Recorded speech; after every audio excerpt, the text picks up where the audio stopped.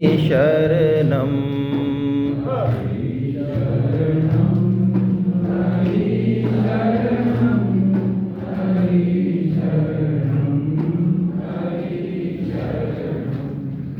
वसुदेवसुतं देवं कंसचाणूरमर्दनं देवकी परमानन्दं कृष्णं वन्दे जगद्गुरुम्। आप सभी वैष्णव जनों के चरणों में मेरा प्रणाम। हरे कृष्णा। जब द्रवहि दीन दयाल राघव साधु संगति पाई है। भगवान की असीम कृपा से सत्संग मिलता है और सत्संग में रुचि जागृत होती है। लेकिन कोई चीज़ यदि बहुत सुलभता से मिल जाए तो प्राय उसकी कद्र हम लोग नहीं करते, ऐसा हमारा स्वभाव है अधिकांशतः।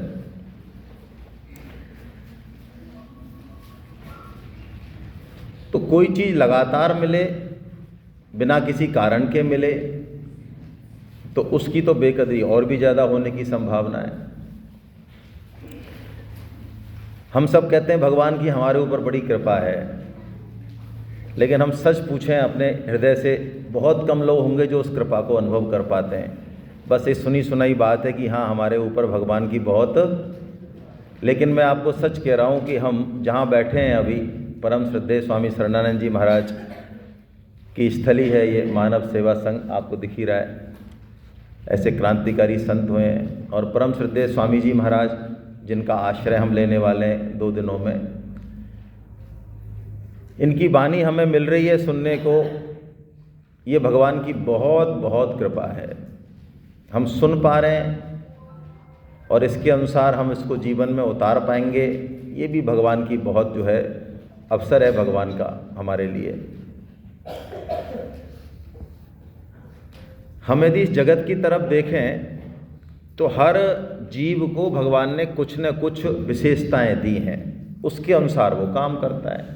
जैसे कि शेर को देख लें, है ना, बकरी को देख लें, गीदड़ को देख लें, या कोई और भी प्रकृति में जितने भी जीव जंतु हैं, चर हैं अचर हैं, सब में कोई न कोई विशेषता भगवान ने दी है, उसके अनुसार वो क्रिया करते हैं आगे। तो हम सोचें कि क्या मनुष्य को भी कोई विशेषता दी होगी भगवान ने? क्योंकि शास्त्रों में ऐसा आया है कि 84 लाख योनियाँ बनाई भगवान ने, तब भी भगवान को संतोष नहीं हुआ, प्रसन्नता नहीं हुई इतनी। तब उसने मनुष्य योनि का निर्माण किया, 84 के अंतर्गत ही है। तब भगवान प्रसन्न हुए कि ये जो विलक्षण कृति है बिल्कुल मेरा जैसे आत्मस्वरूप ही है, ऐसा भगवान ने इस मनुष्य योनि को बनाने के बाद भगवान को लगा। तो मनुष्य योनि में क्या ऐसी कोई विशेषता हो सकती है जो औरों से अलग हो, बिल्कुल हमें औरों से बिल्कुल अलग करे? प्राय उस विशेषता की तरफ हमारा दिमाग जो है वो जाता नहीं है। क्यों नहीं जाता? उसका कारण जैसा कि हम चर्चा कर रहे थे, 2 कारण हैं। एक तो भगवान की कृपा अनंत है और एक भगवान की कृपा अहेतुकी है। अनंत का मतलब हम कितनी भी कृपा उनसे, कितना भी हम अपना काम करा लें, कुछ भी कर लें हम, लेकिन उनकी कृपा हमेशा कभी कम नहीं होती। अभी हमारे पास कोई 10 बार कोई चीज़ मांगने आ जाए तो बोलो हमारा भाव उसके प्रति रहेगा वैसा? अरे मैं तो कह रहा हूँ कोई जामन ही मांगने आ जाए अपने दही जमाने का और 10वीं बार आ गया तो कहेंगे यार तो बिल्कुल ही आदमी है, कौन है तो, हमें 24 घंटे ही, मतलब जामन तक हम 10 बार नहीं दे सकते।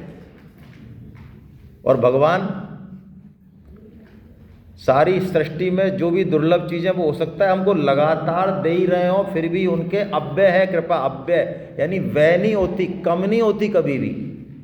एक तो इस कारण, और दूसरा कारण है कृपा अहेतुकी है। अहेतुकी मतलब उस कृपा को घटने का कोई कारण नहीं है। आप समझें कि साहब हम तो सुंदर हैं, पैसे वाले हैं, हम तो शुभ कर्म करते हैं, हम तो बहुत अच्छे लोग हैं, हम तो पुण्यात्मा हैं, हम तो माला करते हैं, हम तो गीता पढ़ते हैं, हम तो बड़े ही बढ़िया आदमी हैं, हमारे दादाजी पिताजी सभी एकदम बढ़िया है, पूरा वंश ही हमारा, तो इसलिए कृपा है। किसी गुण के ऊपर, किसी जाति के ऊपर, किसी वर्ण के ऊपर, किसी विद्या के ऊपर, किसी भी चीज़ के ऊपर वो कृपा नहीं है। क्या मतलब है? मतलब ये है कि वो पापी और पुण्यात्मा के ऊपर बराबर है। हाँ ऐसी बात है, हाँ ऐसी बात है, क्योंकि वहाँ भेद दृष्टि है ही नहीं भगवान के यहाँ। अहेतुकी का मतलब है हम कुछ भी करें, मैं तो कहूँ हम भगवान को अपशब्द भी कह दें, और जो हमको सब कुछ दे रहा है उसकी तरफ हम देखें ना जिंदगी भर, उससे हम बैर कर लें, क्रोध कर लें, अपशब्द कर लें, कुछ भी कर लें हम, तब भी कृपा बनी रहेगी क्या वैसी? क्या लगता है आपको? अहेतुकी का मतलब है उस कृपा के होने में कोई हेतु नहीं है, कोई हेतु नहीं है, ना मेरा कोई आचरण है, ना मेरे गुण हैं, ना मेरा कोई कर्म है, कोई भी चीज हेतु नहीं है उसमें। हमारे लिए तो ये सोचना भी असंभव है, हालांकि माँ और बेटे के उदाहरण से समझाया जा सकता है। यदि बेटा काला हो और उसका जो है पैर वैर भी थोड़ा मुड़ा थोड़ा ऐसा हो, हाथ पैर थोड़े मुड़े हुए हों, ऐसा हो मान लो, हो जाए, और काला हो एकदम, तो माँ का प्यार उतना थोड़ी रहता है जितना होना चाहिए है। अच्छा, एक गोरा और एक काला हो तो काले पे उतना ही रहेगा। अच्छा, उसका पैर नहीं हो, एक लंगड़ा हो तब भी। अच्छा, एक जो है लैट्रिन ठीक जगह से करता हो और एक जो है ऐसे ही कर देता हो तब भी। हाँ, कुछ भी करे माँ का प्यार स्वतः है, क्योंकि वो माँ का है इसलिए प्यार है। अब वो काला है कि गोरा है कि लूला है कि लंगड़ा है, वो क्या है इससे कोई लेना देना, ये तो माँ की बात हो रही है। माँ तो हो सकता है तो मनुष्य, माँ का तो कोई ना कोई हेतु हो सकता है। हालांकि माँ का रिश्ता बहुत प्योर माना है, फिर भी है, फिर भी शास्त्रों में 100% प्योर नहीं माना है, चाहे बुरा लगे हमें, उसका भी कोई हेतु होता है। लेकिन भगवान अहेतुकी कृपा करने, अब बताओ, अब हम अपने ऊपर सोचें, कोई यदि हमारे ऊपर अनंत कृपा करे और अहेतु की कृपा करे, तो बताओ हमारा दिमाग खराब होगा या सही रहेगा? अब सोचो, मैं बहुत कहीं गहरी बात कर रहा हूँ, हमारा दिमाग सही रहेगा कि खराब होगा? क्या हम उसकी महत्ता को समझ पाएंगे? कोई बेटा ऐसे घर में पैदा हुआ जहाँ पे मारुति की तो एंट्री नहीं है 800 की, और इनकी तो स्कोडा बिस्कोडाओं की, वो तो वहाँ पे तो बल्कि बस BMW और उससे मतलब नीचे का तो एंट्री नहीं है गाड़ी, उनके पियोन भी उनके पास रहे हैं, और एक से एक सुख सुविधा उसको मिली हुई है। अब उस बेटे को आप जो है मारुति 800 भेंट करो, या मैं तो कह रहा हूँ ये टेबल कुर्सी भेंट करो एक दिन, तो उससे आप कहो कि इस टेबल कुर्सी की क्या महत्ता है, समझ में आएगी उसके? और जिसके जो है, जिसने टेबल कुर्सी नहीं देखी, जो जमीन पे पड़ रहा है, पोस्ट लैम्प पोस्ट पे पड़ रहा है, रोड की पे ऐसे ऐसे जीवन बिता रहा है, उसको आप एक दिन टेबल कुर्सी ला के दे दो, उसको समझ में आ जाएगी? उसको आ जाएगी समझ में। हमारे साथ बस यही गड़बड़ हो गई मनुष्य जन्म में। भगवान ने इतना अपार दिया, ऐसा विलक्षण दिया, लेकिन चूंकि अहेतुकी है, अनंत रूप से है, इसलिए हमारी दृष्टि उधर जाती ही नहीं। अब दो तरह की कृपा होती है भगवान की। एक तो होती है सामान्य कृपा, जो सब पे होती है, पापी से पापी पे भी होती है, सब पे होती है। जैसे प्रकृति है, प्रकृति भगवान का हस्ताक्षर है, रूप है उसका। जैसे मैं कहता हूँ, मैं मान लो आज मैंने माला नहीं करी, तो क्या सांस मेरे कम ज़्यादा आएगी, करेगी क्या, या उतनी आएगी? यदि कोई पापात्मा है तो वो रोटी खाए तो क्या अग्नि जठराग्नि उसकी अग्नि उसको भोजन को पचाएगी कि नहीं पचाएगी? और साधु को अच्छी तरह से पचाएगी, वैसे ही पचाएगी। तो ये है सामान्य कृपा जो सब पे होती है। लेकिन कुछ विशेष लोग होते हैं जिन पर भगवान की विशेष कृपा होती है, और वो कृपा कैसे दिखती है उसको थोड़ा समझना जरूरी है। वो कृपा दिखती है कि हमारा मन भगवान में लग जाए, सत्संग में हमारी रुचि हो जाए, तो इसलिए दिखती है। और उससे पहले वो कृपा दिखती है जब हमारे जीवन में कोई विशेष दुख आए, हमारा अपमान हो या ऐसी कोई चीज़ ऐसी हो जीवन में जो हमको रोक रही है। सपोज हमको मान रोक रहा है तो भगवान अपमान कराएंगे। सपोज हमको धन रोक रहा है तो भगवान धन को हरेंगे। यानी जो भी चीज़ जिसे हमने मान रखा कि ये संसार की सर्वश्रेष्ठ चीज़ है हमारे लिए, तो यदि हमारे ऊपर भगवान की विशेष कृपा हो गई तो भगवान उस चीज़ को हर लेते हैं। ये श्लोक है भगवान का भागवतम में।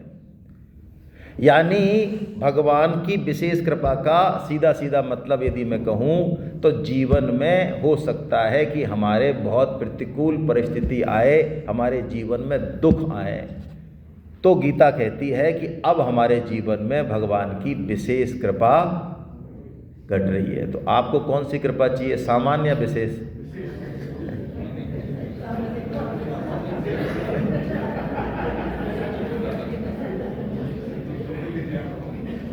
तो फंस गए, गलत फंस गए। तो बात तो सच्ची है कि भगवान की विशेष कृपा, दुख यदि आ गया जीवन में, अपमान आ गया, बहुत प्रतिकूल परिस्थिति आ गई, ऐसी आ गई कि यार हम तो माला कर रहे हैं, शुभ कर्म कर रहे हैं, सत्कर्म कर रहे हैं, कुछ कर रहे हैं, ये हमारे जीवन में क्यों घटा और इनके जीवन में कुछ नहीं हुआ यार। तो इसका मतलब है, शास्त्र कह रहा है भगवान की बहुत विशेष कृपा आपके ऊपर घट गई। हाँ, ये प्रश्न हो सकता है कि यार ये हम जब भगवान के अपने हैं तो हमारे ऊपर ही ऐसा क्यों करते हैं, विशेष कृपा क्यों करते हैं? तो स्वामी जी इसके बारे में एक उदाहरण देते हैं, उसको समझने की ज़रूरत है थोड़ा सा। स्वामी जी कह रहे हैं कि एक माँ लड्डू बना रही है, मान लो घर में। हालांकि लड्डू बनाने वाली माएँ आजकल कम हो गई हैं, चलो कोई बात नहीं, बना रही है। बढ़िया जो है भारतीय देसी गाय है ना, शुद्ध गौ माता के जो है गौघृत से निकली हुई। बोलो मत, बैठना जहाँ बैठ जाओ, बोलो मत।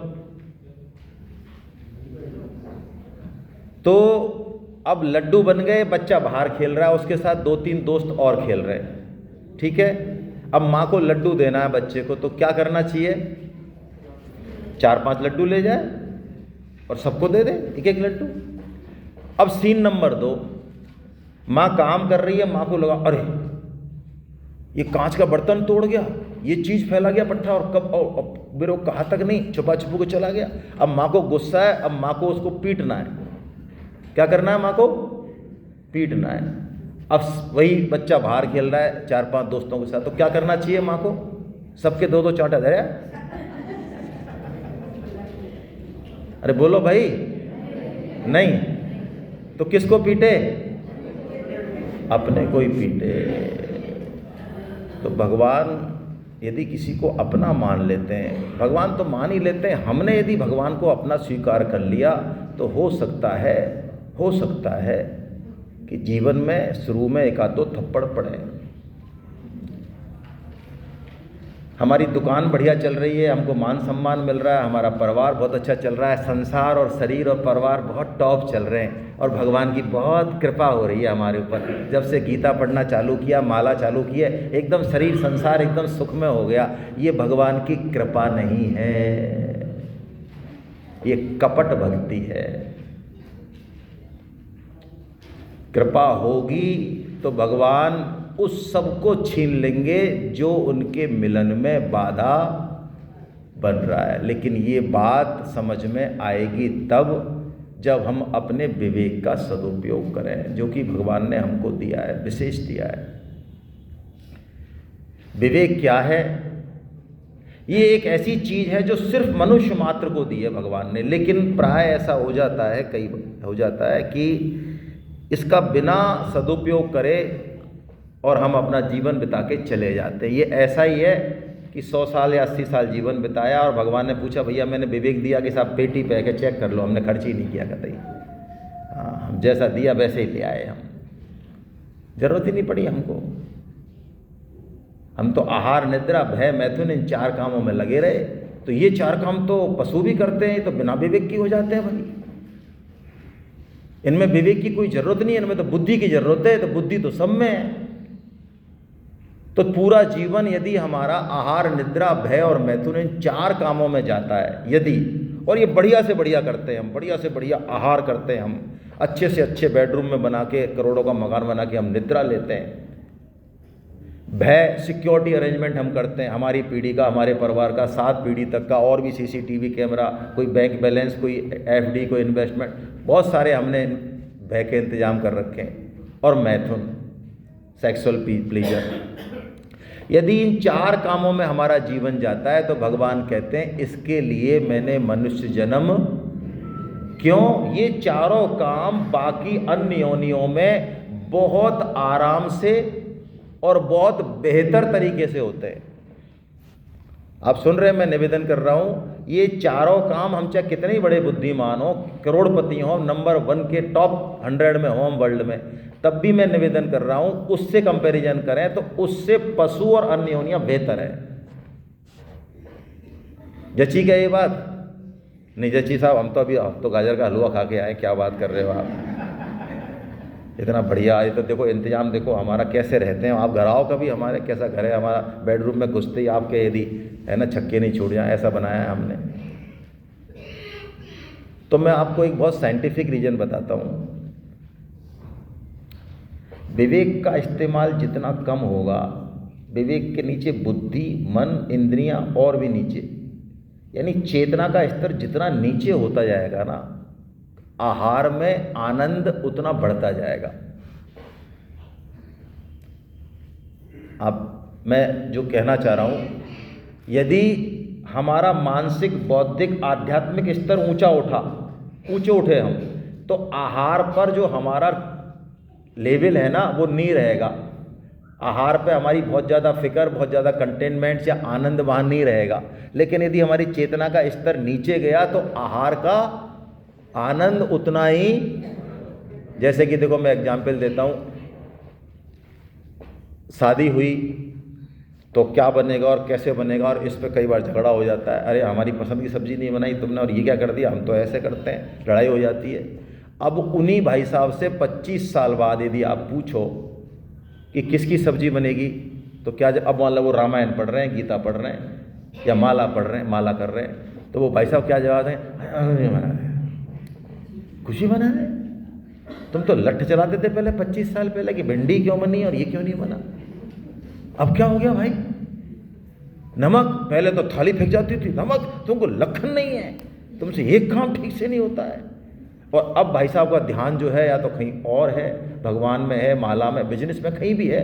उनसे पूछा जाए, अरे इस सब्जी में नमक तो नहीं था क्या? अरे कम था बिल्कुल, तुमको नहीं लगा? नहीं हमको तो नहीं लगा भैया। यानी कि अब उन्होंने उस आहार के स्तर के आनंद को छोड़ दिया है। और बात, शास्त्रों के अनुसार सूअर को अपने भोजन में, क्या है सूअर का भोजन? विष्ठा है। तो क्या लगता है आपको, वो विष्ठा को जब खाता है तो उसको मजा आता है या बहुत मुश्किल से खाता है? अरे सूअर दौड़ता है अपने आहार की तरफ भाई, तो दौड़ता है तो ये अनुमान लगाया जा सकता है कि उसको गाजर के हलवे से ज़्यादा मज़ा आता है। मान लो आप ये बात, मान लो, हमको नहीं आ सकता उतना मज़ा जितना सूअर को अपने आहार में आता है। और इतना बढ़िया आहार यदि हम मान लो बहुत अच्छा दिमाग भी लगा, बहुत लोग दिमाग लगाते हैं, कई सारे पैथी चल रही हैं आजकल आहार पे, खूब लाखों की भीड़ है, क्योंकि शरीर में हमारी आसक्ति बहुत ज़्यादा है। शरीर को कोई स्वस्थ रख दे, कोई मंत्र दे दे, कोई साईं भोपा घुटने का दर्द ठीक कर दे, तो कृष्ण और राम को दोनों को आले में रख दें हम, क्या लेना देना है इनसे? घुटने का दर्द ठीक कर दिया हमारे भोपा ने यार, ये राम और कृष्ण से कुछ नहीं हुआ। शरीर के प्रति हमारी आसक्ति इतनी ज़्यादा है, इसके बावजूद भी नेट रिजल्ट क्या है? पशु तो कुछ नहीं जानते, चलो खाने पीने में, हम सब कुछ जानते हैं, हमने पूरा PhD कर रखी है, तब भी नेट रिजल्ट क्या है? बुढ़ापे में दर्शन करो दोनों के, BP गाय को, हार्ट अटैक भैंस को, डिप्रेशन चिड़िया को, घुटने में दर्द। देखो आप 50 बीमारियों की लिस्ट बनाओ, बोलो पशुओं को ज़्यादा कि हमको ज़्यादा?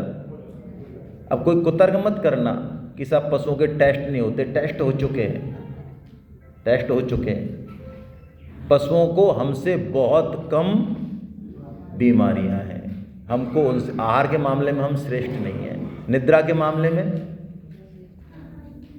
नहीं है। जब आदमी काम करता है ना, निद्रा आती है, तब सब भूल जाता है। उसको ये नहीं पता है कि मैं अमेरिका में हूँ, प्रेसिडेंट के हाउस में हूँ, कि मैं अरबपति हूँ, कि मैं कौन हूँ। यदि हमने मान लो 50 लाख का बेडरूम बनाया, 5 करोड़ का मकान बनाया, 20 लाख का गद्दा लेके आए, और सोते समय हमको ये याद रहे कि यार हम 20 लाख के गद्दे पे सोएं, और इनके पास 200 रुपये का गद्दा नहीं है, सामने वाले के पास, हमारे पास है, और ऐसे मान लो हमको रात भर हमको रहा होश, तो बोलो नींद अच्छी आई कि बुरी आई? तो निद्रा में नींद ना देखे टूटी खाट, और भूख ना देखे, तो यानी इन दोनों में हम उनसे फिर नींद हमको आसानी से आती नहीं। किन लोगों को नींद की समस्या है? जिनको आसानी से नींद नहीं आती, पड़ते ही नहीं आती, जिनको बिस्तर पे विदिन 5 या 2 मिनट्स में नींद आ जाए। 2 मिनट्स में होना चाहिए वैसे तो, पर 5 मिनट्स। जिनको नहीं आती है, कुछ हाथ उठ रहे हैं, तो वो अपना बैंक बैलेंस चेक करें, उनके पास काफ़ी पैसा है, इसका मतलब कुछ ना कुछ सामान ज़्यादा है उनके पास, तो वो दिमाग क्या है, उस सामान को एडजस्ट करने में लगा रहता है। अच्छा,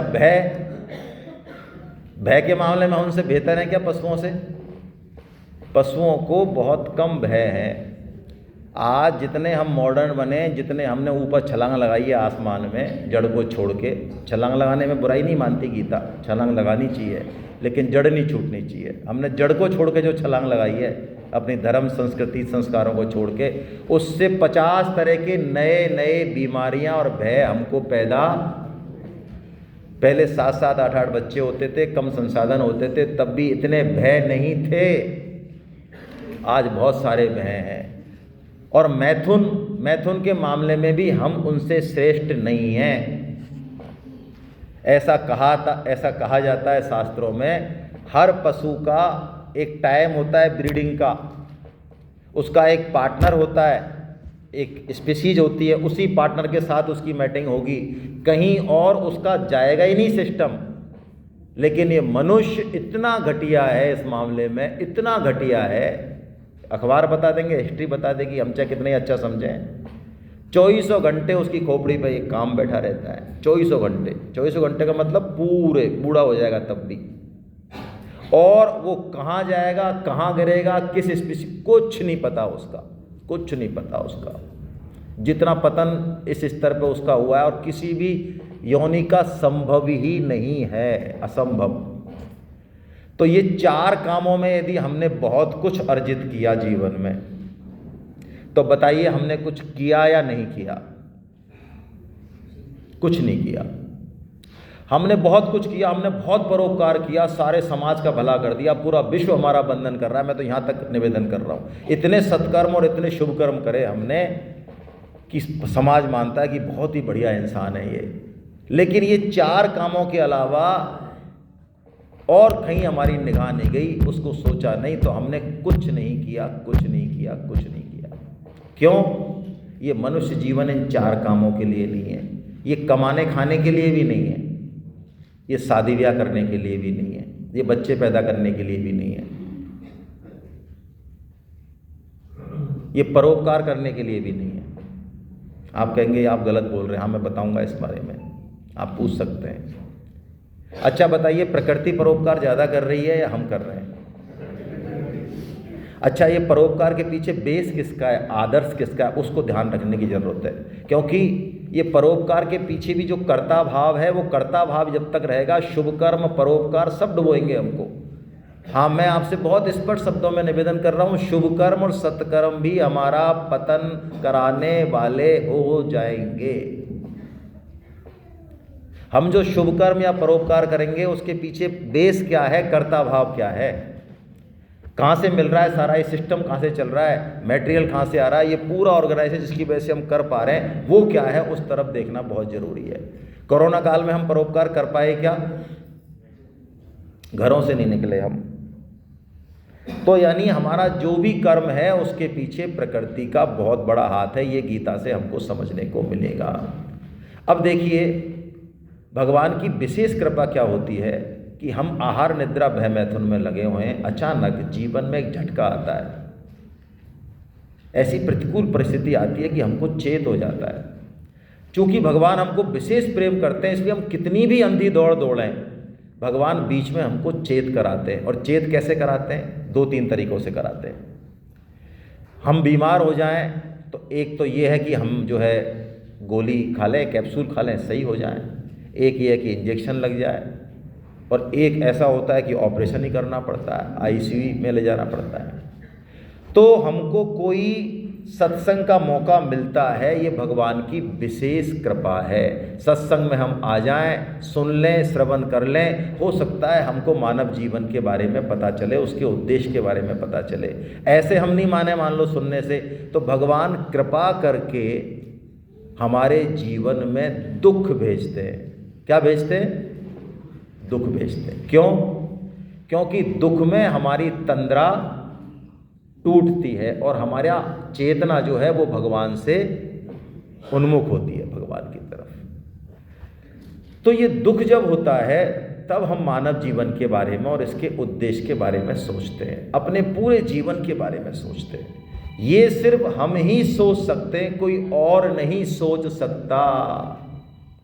आपको क्या लगता है, कुत्ता, गधा, घोड़ा, कोई भी जो है, कोई भी योनि है ना, उसका मान लो जीवन बहुत खराब चल रहा है, रोटी मिल नहीं रही है, डंडे पड़ रहे हैं, गली जिस गली में वो रहता है वो कहता है यार लोग आजकल बड़े बदमाश हो गए हैं, रोटी डालते नहीं हैं और जाते हैं तो डंडे और मारते हैं। अब हम परेशान हो गए इससे, जीवन से, अब हमको प्रेम निकेतन जाना और गीता सेमिनार अटेंड करनी है। ऐसा सोच सकता है कोई भी पशु? उसके जीवन में कितनी भी बुरी से बुरी और अच्छी से अच्छी स्थिति आ जाए, क्या वो अपने बारे में, अपने उस जीवन के बारे में, आगे के जीवन के बारे में और जीवन का जो मूल पर्पज है उसके बारे में सोच सकता है क्या? कभी नहीं सोच सकता। वो वर्तमान में ही रहता है बस। एक उसका स्वभाव बनाया प्रकृति ने हर पशु का, वो उस स्वभाव से डेविएट नहीं कर सकता, संभव नहीं है, करना भी नहीं चाहिए उसको, करने की अपेक्षा भी नहीं है, सामान भी नहीं है उसके पास। हाँ, हमको भगवान ने ये सब दिया कि हम अपने आप को देखें, जज करें, अपने स्वभाव को सुधारें। सुधारने की ताकत हमको दी भगवान ने, वो सामान दिया हमको। हम अपने स्वभाव को सुधार सकते। एक स्वभाव हम लेके आए ऊपर से, पुराने जन्मों से हम अपना एक स्वभाव लेके आए। हम सब के पास अपना अपना एक स्वभाव है। कैसे बना? पुराने जन्मों के संस्कार से बना। आप देखते ही हैं कई लोग किस तरह के, एक परिवार में अलग अलग स्वभाव होते हैं। तो वो स्वभाव तो मिला पुराने सिस्टम से, उस पर तो हम कुछ नहीं कर सकते, वो तो हो गया। लेकिन अब मनुष्य जीवन के पास ये ताकत है कि वो उस स्वभाव को सुधार सकता है। इसीलिए मनुष्य जन्म मिला, उसको सुधारने की पूरी ताकत मिली। उसका नाम है विवेक। विवेक अपने आप को देखने की ताकत है, ठीक है ना। ये विवेक हमको गीता देगी। आइए गीता का हम थोड़ा सा माध्यम देख लें। आपके पास जो किताब है इसको खोल लें थोड़ा सा, है ना, और सामने भी दिख रहा है, वैसे तो सामने देख लें, नहीं तो किताब खोल लें आप, उसमें से देख लें। हम जल्दी से गीता क्या करने वाली है ये देखते हैं, माध्यम देखते हैं।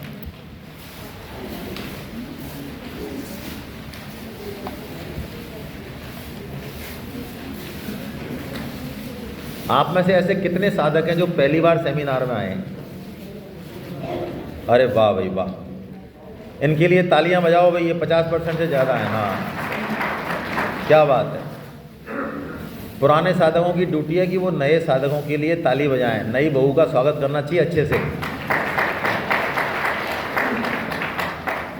चलिए माध्यम पढ़ते हैं हम। माध्यम से हमारी चीज़ें क्लियर होंगी कि गीता हमारे जीवन में क्या करने वाली है, ठीक है। आइए आप मेरे साथ साथ ही पढ़ें। यदि सामने से दिख रहा है, पेज नंबर 8 या 9 पे होगा आपका, है ना। कितने पेज पे किसी ने खोला हो तो बताए। 9 नंबर पे गीता माध्यम लिखा हुआ है, श्लोक लिखे हुए हैं। जल्दी से हम देखते हैं इनको, है ना। गीता शास्त्रमिदं पुण्यम ये पठेत प्रयते पुमान् विष्णु पद्मवाप्नोति भय शोकादिवर्जिता। यानी भगवान कह रहे हैं, वेदव्यास जी भगवान, कि यदि कोई गीता पढ़ता है तो क्या होता है। पहला ही फल बताया, विष्णु पद्मवाप्नोति, भगवान विष्णु के चरण कमलों की प्राप्ति। और क्या हो जाएगा, भय और शोक ये हट जाएंगे जीवन से। हमारे जीवन में भय है क्या? सबके है, जिसके नहीं है उसको गीता की जरूरत नहीं है।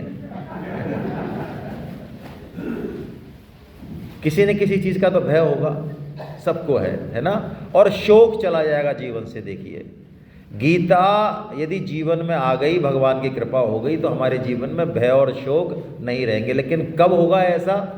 तो गीता को पढ़ने का तरीका बताया वेदव्यास जी ने। गीता अध्ययनशीलस्य प्राणायाम परस्य च नैव सन्ति हि पापानि पूर्व जन्म कृतानि च। वाह! गीता अध्ययनशीलस्य प्राणायाम परस्य च। गीता को कैसे पढ़े? हम सब लोग सांस ले रहे हैं भाई, कितने सालों से? तो बोर नहीं हो गए क्या आप? 70 साल से सांस ले लो। अब तो ऐसा नहीं होगा कि बोर हो जाए, छोड़ दें यार, अब एक आध दिन नहीं लेते हैं, थोड़ा सा उसके बाद लेंगे, ऐसा तो नहीं होता है ना। यानी हम लगातार सांस, तो कह रहे हैं वेदव्यास जी गीता का अध्ययन कैसे करना चाहिए? जैसे प्राणों का आयाम, जैसे कि सांस आती है। और यदि आप रामायण पढ़ रहे हैं और रामायण पढ़ के पूरा कर लिया आपने और आपको दोबारा पढ़ने की इच्छा नहीं हुई, तो देखिए बुरा मत मानिए भाई, हमने रामायण पढ़ी ही नहीं। कोई भी शास्त्र, भगवान की कोई चर्चा, कोई कथा, उसमें रस जब तक पैदा नहीं होता ना, तब तक हम विद्वान बने रहते हैं। हमें लगता है ये तो हमको आता है, हमने पढ़ लिया। जबकि तुलसीदास जी महाराज ने इसकी कसौटी दी। कोई गीता रामायण हमने पढ़ी तो पढ़ी कि नहीं पढ़ी? राम चरित जे सुनत अघाही रस विशेष जाना तिन नाही। यानी यदि हम अघा गए कि बस पढ़ लिया साहब, गीता की क्लास के साथ पढ़ तो ली गीता 1 साल, अब हमारे क्यों प्राण पी रहे हो आप? हमने पढ़ ली पिछले साल, रजिस्ट्रेशन करा तो दिया। तो भैया जीवन में हमने ऐसा कौन सा काम है जो अब तक नहीं कर लिया, और कई बार नहीं कर लिया? गाजर का हलवा कितनी बार खा लिया? बिजनेस में दुकान, जो भी हम संसार में अचीव कर रहे हैं, जो भी संबंधों में कितनी बार हमने सारे काम कर लिए, तो उनसे तो हम नहीं अघारे। तो ऐसे गीता को ऐसे पढ़ना है। तो गीता क्या करेगी? पूर्व जन्म के संस्कार, पूर्व जन्म के पापों का भी क्षय कर देगी, और इस जन्म के भी नहीं होंगे। और क्या करेगी? मल निर्मोचनम पुंसाम जल स्नानम दिने दिने सकृद गीतांभसी स्नानम संसार मलनाथ। क्या बढ़िया बात। देखिए भाई, गीता क्या कहती है? गीता, हम स्नान करते हैं तो अगले दिन गंदगी फिर आ जाएगी, फिर स्नान करना पड़ेगा। लेकिन वेदव्यास जी कह रहे हैं कि गीता रूपी जो स्नान है, ये ऐसा स्नान है कि इसमें हमेशा हमेशा के लिए हम शुद्ध हो जाते हैं। गीता रूपी गंगा में यदि स्नान कर लिया, सकृत गीता बसी स्नानम संसार मल नाशनम, संसार का समस्त मल नष्ट हो जाता है। क्यों? हमारा मन शुद्ध हो जाता है। हम गीता में स्नान करें तो बोलो पाप नष्ट होते हैं कि नहीं होते हैं? शास्त्र तो ऐसा ही कहता है। ये तो हम हैं जो नहीं मानते हैं। गीता में यदि हम श्रद्धा भाव से स्नान करें तो शास्त्र वचन है कि हमारे पाप नष्ट हो जाते हैं। लेकिन हम दोबारा ओढ़ लेते हैं उनको, ये मान के कि ऐसे थोड़ी होता होगा। लेकिन बाहर आके, चलो हम मान भी लें, बाहर आके हम पुनः पाप में प्रवृत्त। लेकिन गीता रूपी गंगा में यदि हमने स्नान कर लिया तो पाप करने की जो फैक्ट्री है पाप करने की जो वृत्ति है ना, वासना जो है, उस वासना को उखाड़ देती है गीता। यानी फिर जीवन में पाप संभव नहीं है। फैक्ट्री उड़ गई ना, अब कैसे होगा। इसलिए कहते हैं वेदव्यास जी कि केवल एक शास्त्र बहुत है ना, इसी को ही गीता सुगीता कर्तव्या के मन्ने शास्त्र विस्तरे या स्वयं पद्मनाभस्य मुख पद्माद्विनी। इसलिए गीता को सुगीता कर ले, फिर किसी भी शास्त्र की जरूरत नहीं है। क्यों? यदि 10,000 पन्नों की किताब हो और उसको कोई हमसे कहे कि इसको एक पन्ने में लिख दो आप, एक पन्ना कौन सा, दोनों तरफ वाला, एक तरफ वाला, वन साइडेड, और कंडीशन ये है कि इसकी कोई भी इंपॉर्टेंट बात छूटनी नहीं चाहिए। बताइए हमारे लिए संभव है क्या? किसी के लिए भी संभव है क्या? भगवान श्री कृष्ण ने ये असंभव काम कर दिखाया। हमारा सनातन साहित्य इतना प्रचुर है, इतना विपुल है, इतना अपार है, हम 10 जन्म लें तो पढ़ नहीं सकते, समझना तो बहुत दूर की बात है। लेकिन भगवान ने उस सारे शास्त्र को एक 700 श्लोकों में एक गीता में उतार दिया। और ये बात अनुभव में तब आएगी जब आप कोई शास्त्र पढ़े हों पहले, यदि और आप फिर गीता पढ़े, जैसे रामायण पढ़े आप, रामायण क्योंकि सब पढ़ते हैं, मानस, तो आप गीता पढ़ेंगे, लोग पूछते हैं साहब मानस बढ़िया है कि गीता, कौन सा ऊपर है इनमें से? अरे मैं कि आपने दोनों पढ़े हैं क्या? आप मानस पढ़िए, गीता पढ़िए, गीता में आपको मानस दिखेगी, मानस में आपको गीता दिखेगी। संसार के किसी भी शास्त्र का ऐसा कोई सूत्र नहीं है जो कि गीता में ना हो, संभव ही नहीं है, ये असंभव है। इसलिए वेदव्यास जी कह रहे हैं गीता को सुगीता कर लो, बस, और किसी की भी जरूरत नहीं है। सुगीता करने का मतलब गीता ही खाओ, गीता ही पियो, गीता ही चिंतन करो, सब काम गीता से हो जाएगा। क्यों हो जाएगा? गीता ऐसे सूत्र देगी हमको जीवन में। हम कोई भी काम कर रहे हैं, मैं कह रहा हूँ बिजनेस कर रहे हैं, बिजनेस अच्छा हो जाएगा, पढ़ाई कर रहे हैं, पढ़ाई अच्छी हो जाएगी। हम कोई भी काम यदि कर रहे हैं और गीता का तड़का लग गया, कोई भी काम कर रहे हैं, कोई भी शुभ कर्म परोपकार भी कर रहे हैं और गीता का तड़का लग गया तो वो अक्षय हो जाएगा। यही मजा है। हम देखेंगे इस बात को, गीता में करेंगे तो, चलेंगे तो, क्योंकि जैसा कि अगले 3 श्लोकों में बताया, इसको मैं नहीं ले रहा हूँ। गीता को भगवान ने कहा कि गीता क्या है, तो भगवान ने एक रूपक बनाया वेदव्यास जी ने कि सारे शास्त्रों को हम गौ माता मान लें, गाय मान लें, सारे उपनिषद जितने भी शास्त्र हैं। अब गौ माता तो है, लेकिन ग्वाला तो चाहिए ना, ग्वाला चाहिए नहीं चाहिए? तो भगवान श्री कृष्ण स्वयं ग्वाले बन गए। अब ग्वाले को भी गाय दूध नहीं देती है, दूध किसको देती है? बछड़े को देती है। तो दूध भी है, ग्वाला भी है, शास्त्र हैं, गुरु हैं, सब हैं, बछड़ा है क्या? बछड़ा नहीं मिलता है। 86 साल हो गए अर्जुन को और श्री कृष्ण को साथ साथ रहते हुए। आप महाभारत पढ़ें, 86 ईयर, और बहुत ही फास्ट फ्रेंड हैं दोनों, मामा बुआ के तो हैं ही। ऐसा नहीं है कि कोई 2, 4, 5 महीने में मिलते हो जैसे अपन मिलते हैं आजकल रिश्तेदारों से। अरे साथ खेलते हैं, साथ सोते, बेड साथ ही नहाते हैं, साथ शिकार करते हैं, मैक्सिमम समय उनका साथ बीतता है। बड़ी प्यारी, बड़ी गहरी दोस्ती है। लेकिन कभी भी श्री कृष्ण ने अर्जुन को गीता नहीं सुनाई। क्यों? बछड़ा नहीं था। ज्ञान तो हमेशा मौजूद है, हमेशा ही मौजूद है, अभी भी मौजूद है, यहाँ मौजूद है, गुरु भी मौजूद है हमेशा, शरीर में नहीं।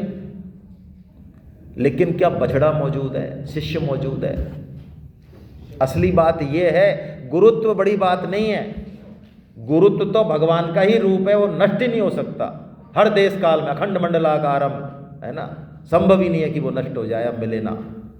शिष्यत्व चाहिए। ये जैसे अर्जुन के अंदर शिष्यत्व उतरा तो भगवान ने वो दूध काढ़ के और अमृत जो है भगवान ने अर्जुन को पिला दिया। तो आइए ऐसी गीता का हम जो है पठन कर रहे हैं, बड़े भाग्यशाली हैं। मैं परम श्रद्धेय सेठ जी महाराज जो कि गीता प्रेस के संस्थापक हैं, जिनकी वजह से हमारा साहित्य आज बच रहा है। हमारे घरों में भी कुछ पड़ा हुआ है 100 50 रुपए में, जो कि दुर्लभ था आज से 100 साल पहले। शायद आपको आश्चर्य होगा, स्वतंत्रता आंदोलन के समय, अंग्रेजों के समय गीता मिलती नहीं थी।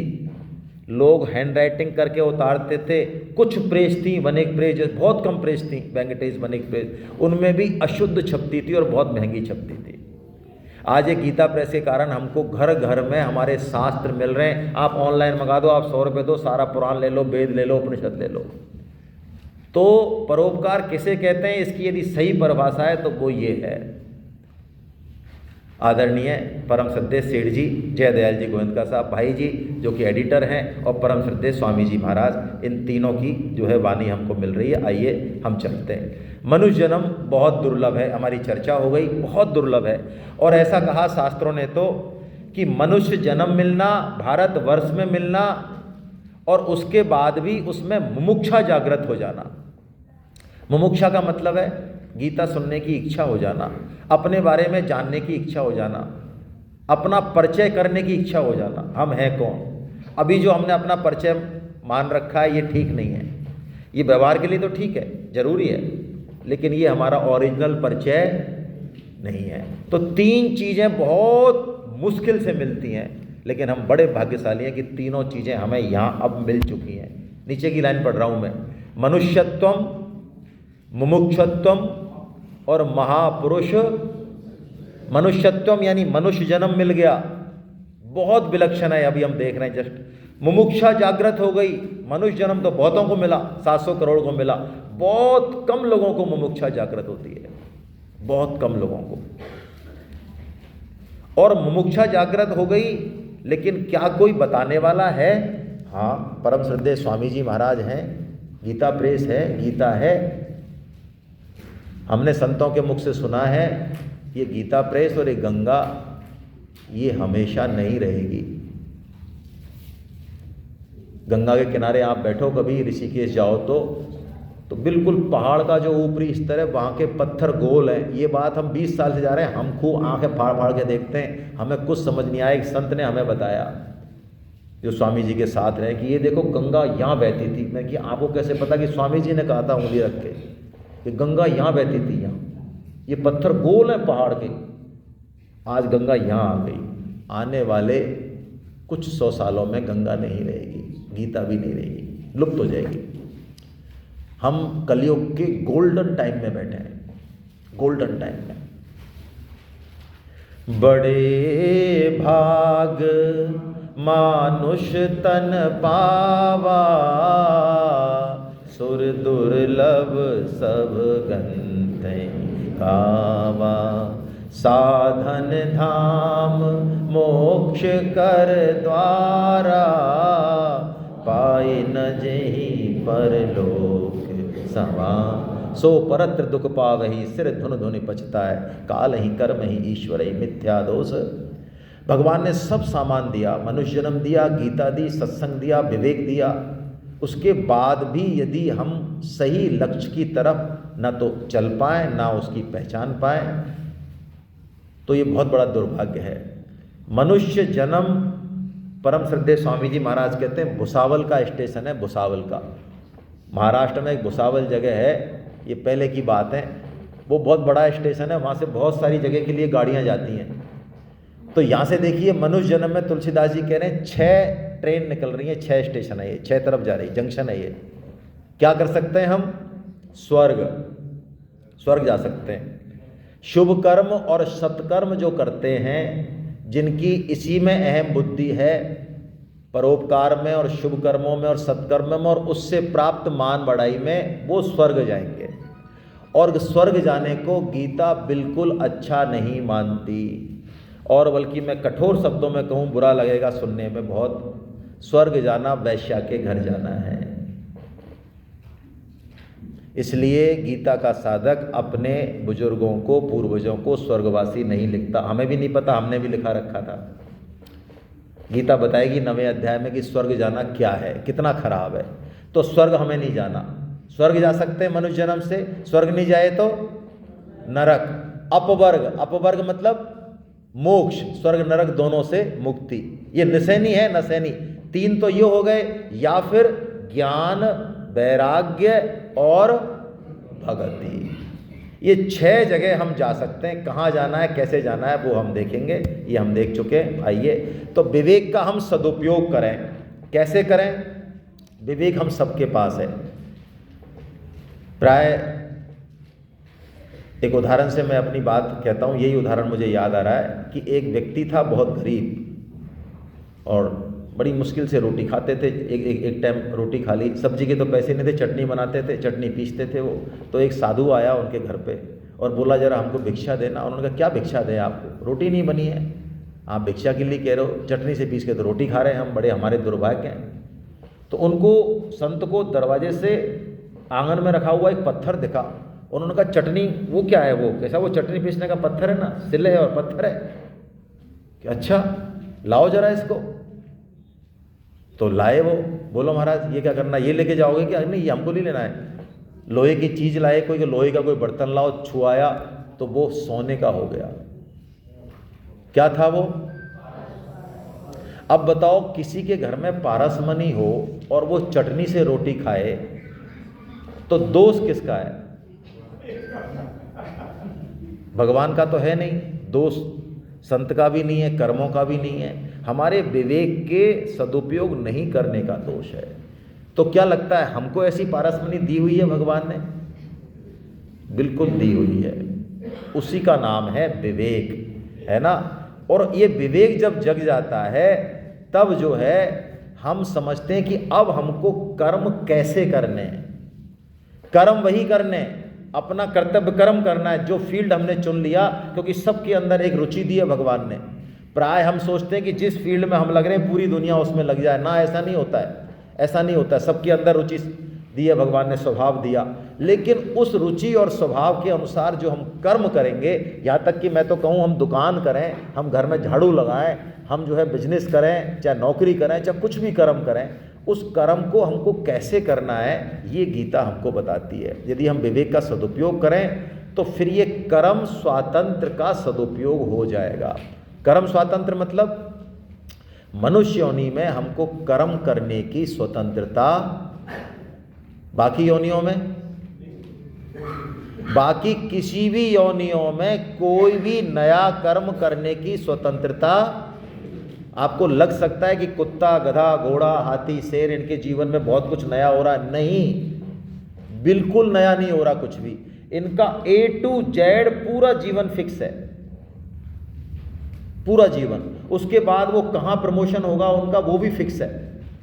उनका डिमोशन नहीं हो सकता, किसी भी पशु का, किसी भी योनि का डिमोशन नहीं होगा, उनका प्रमोशन ही होगा। और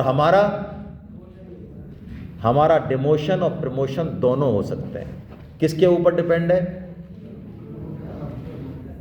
प्रभु के ऊपर, कर्मों के, हमारे ऊपर, है ना, हमारे ऊपर डिपेंड है। कर्म भी नहीं, है ना, कर्म की ज़्यादा महत्ता नहीं है गीता में, है ना। यदि आप ऐसा मानते हैं कि कर्म की ही गीता में महत्ता है तो इसका मतलब आपने ठीक से उसको देखा नहीं है, आप दूसरों के आधार पर ऐसा कह रहे हैं, है ना। कर्म की महत्ता नहीं है, कर्म के पीछे एक बहुत बड़ा सिस्टम है, उसको समझाती है गीता। कर्म तो अपने आप हो जाएगा। तो कर्म स्वातंत्र का मतलब है हमारे जीवन में भी बहुत कुछ फिक्स है, हमारे जीवन में भी बहुत कुछ फिक्स है, उसको बदल नहीं सकते हम। लेकिन उसके बावजूद भी हमें स्वतंत्रता दी कुछ नया कर्म करने की, चाहे हम अच्छे से अच्छा कर्म करें और चाहे बुरे से, स्वतंत्रता हमारे पास है, वो भगवान के पास नहीं है। कोई व्यक्ति यदि ये कहता है कि भगवान ही सब कुछ करते हैं, सब कुछ करने कराने वाले वही हैं, ऐसा सुना है ना आपने, ये झूठ है। आप कहेंगे आप सारी उल्टी उल्टी बातें बताओगे क्या आज? आपने जनरली सुना होगा, और जो अध्यात्म के क्षेत्र में चले जाते हैं, थोड़ा बहुत पढ़ते हैं, वो तो जरूर कहते हैं भाई साहब सब कुछ करने कराने वाले भगवान हैं। ऐसा नहीं है, भगवान ने तो खुद ने मना किया। आपके पास किताब है, गीता है ना, आप देख सकते हैं। मैं कुछ श्लोक कोट कर दूंगा आपको। 5.14 है जैसे एक श्लोक, भगवान ने वहाँ स्पष्ट मना किया कि मैंने, कोई व्यक्ति कौन सा कर्म करेगा ये प्रावधान मैंने नहीं किया। क्योंकि मैं ही यदि कर देता तो फल किसको भोगना है, तो भगवान ने नहीं किया। अब मजे की बात यह है, जो समझने की बात है यहाँ पे, हमारे जीवन में जो फिक्स है ना, उस पर हम बहुत ज़्यादा मेहनत करते हैं, और जो हमारे जीवन में फिक्स नहीं है, जिसकी जिम्मेदारी हमारी है ठीक करने की, उस पर हम मेहनत, ये बड़े मज़े की बात है। आप इस चीज़ को यदि देखेंगे हम, तो हमारे जीवन के जीने की एक दृष्टि, एक दिशा बदलेगी। देखिए, हमारे जीवन में 4 पुरुषार्थ हैं। कौन कौन से? धर्म, अर्थ, काम और मोक्ष। इनका 2-2 का पेयर बनाते हैं हम। अर्थ और काम का तो एक पेयर बनाओ, और धर्म और मोक्ष का। तो अर्थ और काम के क्षेत्र में हमारा मैक्सिमम फिक्स है पुराने कर्मों के आधार पर। यानी हमारे जीवन में कितना पैसा होगा, कितना संबंधों से सुख मिलेगा, कितना हमको मान बढ़ाई मिलेगी समाज में, हम क्या क्या करेंगे, ये मैक्सिमम हमारा फिक्स है। इसमें पुरुषार्थ की जरूरत तो है, लेकिन बहुत कम। थोड़ा सा पुरुषार्थ करते ही वो चीज़ हमें मिल जाएगी। इसका मतलब हमारा जीवन जो मनुष्य है,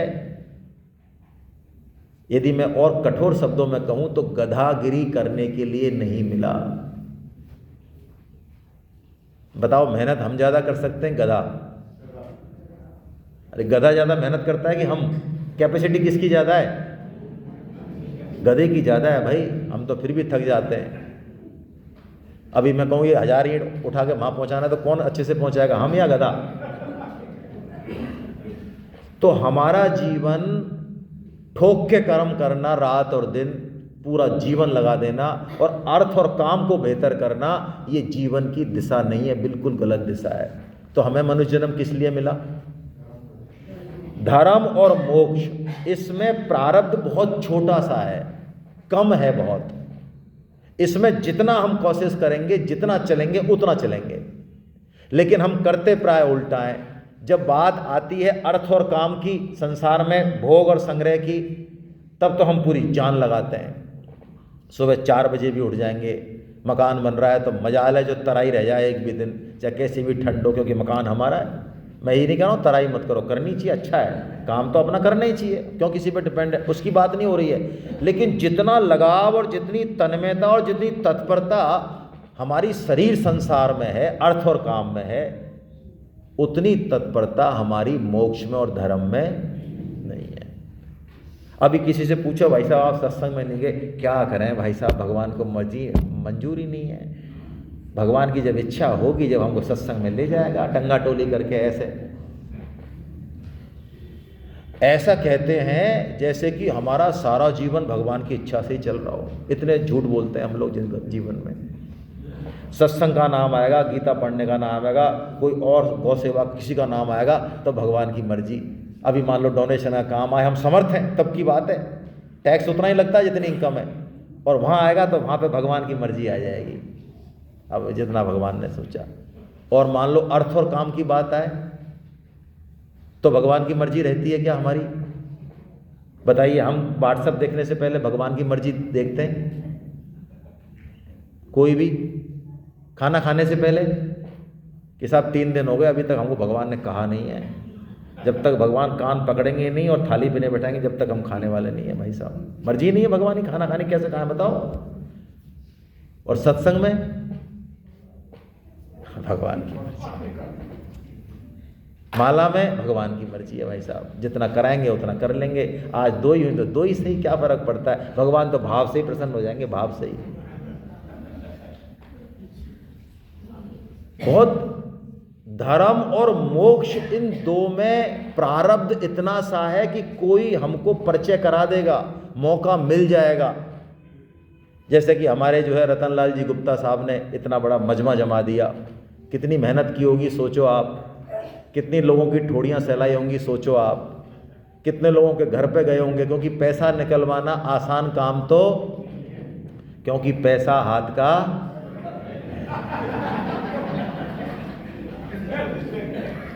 पैसा हाथ का मैल है, और हम थोड़ा सा मैल चाहते हैं। कई लोग कहते हैं अरे क्या तुम यार गीता वीता में पैसे लेके बैठो, महान लोग हैं, इनके विचारों के पैदा हुए तब से पैसे का कोई रोल ही नहीं है जीवन में। इनका घर भी बिना पैसे के ही बना है, जीवन भी बिना पैसे के चला। पैसा बहुत बुरी चीज़ है, हाथ ही नहीं लगाते हैं ये। हम थोड़ा सा मैल चाहते हैं आपसे, हम चाहते हैं कि आप थोड़ा सा मैल हमको दे दें। क्यों? ये पैसा जो हाथ का मैल है, यदि आप थोड़ा सा दे देंगे तो हो सकता है कि आप भगवान की वाणी को एकाग्रता से, बस हो जाएगा काम उसी में। तो रतनलाल गुप्ता जी ने ये जो काम किया, अब इसको हमने माना कि नहीं माना, कॉल तो इन्होंने किया, पीछे तो पड़े, लेकिन हम मानेंगे कि नहीं मानेंगे, ये किसके हाथ में? ये हमारे हाथ में। तो इस चीज़ को हम देखें, मनुष्य जन्म इसके लिए मिला है, ठीक है ना। अब प्रारब्ध जो हमारा होता है, आता है प्रारब्ध हमारे जीवन में, बहुत सारी चीज़ें प्रारब्ध से आती हैं।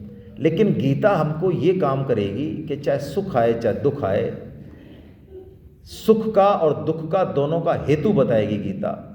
प्राय हम सुख का और दुख का दोनों का ही दुरुपयोग करते हैं अपने जीवन में। प्राय गीता का साधक सुख को भी और दुख को भी, दोनों को सीढ़ी बना देता है भगवान से मिलने की।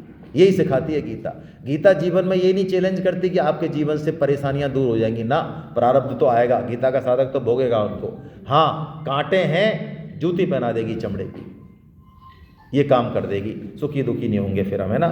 ये थोड़ा सा थ्योरी ऑफ कर्मा है, इसमें लिखा हुआ है, कोई खास नहीं है। एक तो पाप और पुण्य, ये दोनों के डिपार्टमेंट अलग अलग है भाई।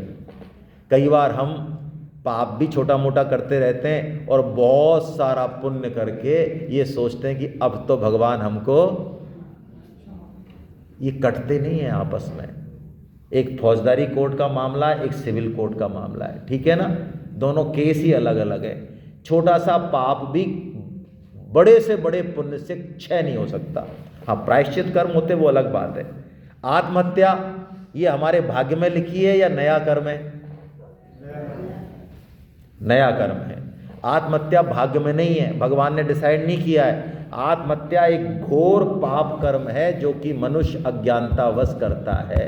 यदि भगवत गीता के एक वाक्य के भी सन्मुख हो जाए तो फिर आत्महत्या नहीं कर। अकाल मृत्यु क्या है?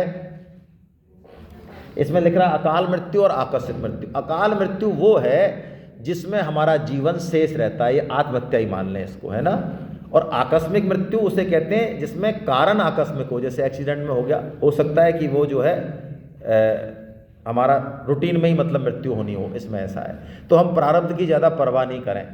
प्रारब्ध की परवाह बस इतनी करनी है कि हमारे खाने पीने का जुगाड़ भगवान ने अपने आप कर रखा है, ये पक्की बात है।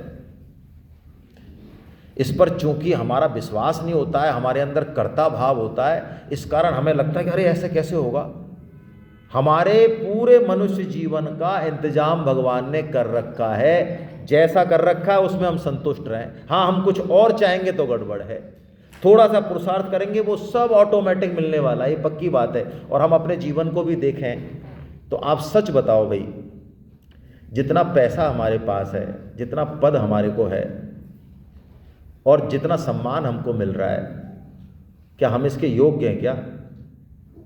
और एक हम ही मिले हैं क्या ऐसे? और नहीं है इतना जितना सामने वाले के पास पैसा कम है, तो क्या हमारे दिमाग में आता है अरे मेरे पास ही पैसा ज़्यादा क्यों, इसके पास कम क्यों नहीं है? हो सकता है वो आपसे ज़्यादा इंटेलिजेंट हो, लेकिन हो सकता है पैसा उसके पास बहुत कम हो, क्योंकि ये प्रारब्ध से तय होता है। इसमें बहुत ज़्यादा चिंता हमको नहीं करनी चाहिए, है ना। अपने आप सब व्यवस्था हो जाती है। भगवान तो इतने बड़े कृपालु हैं, अरे माई हमारी सारी व्यवस्था करती है। स्वामी जी कहते हैं माँ की डिलीवरी होनी है, मान लो दिसंबर जनवरी में या जो भी है नवंबर में, तो माँ जो है बच्चे के 2 महीने पहले स्वेटर बुन रही है। क्या बुन रही है? अब मैं आपसे पूछता हूँ, जो बच्चा पेट में, क्या उसको सर्दी नाम की चीज का आइडिया भी है? स्वेटर का आइडिया है? स्वेटर का हाँ, माँ को तो है, बच्चे को है क्या?